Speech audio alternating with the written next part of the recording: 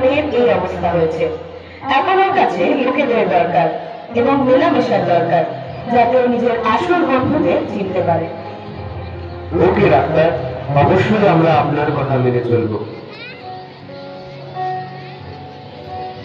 কেমন যুগ এলো, আমরা আমাদের নিজেদের মানুষদের সময় না দিয়ে সোশ্যাল মিডিয়াতে বেশি সময় দিচ্ছি। ভুলে যাই যে আপন লোকেদের সাথে মিশে আছি।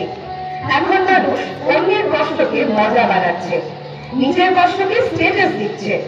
আমরা এটা ভুলে যাচ্ছি আমরা সোশ্যাল মিডিয়া ব্যবহার করছি না, সোশ্যাল মিডিয়া আমাদেরকে ব্যবহার করছে।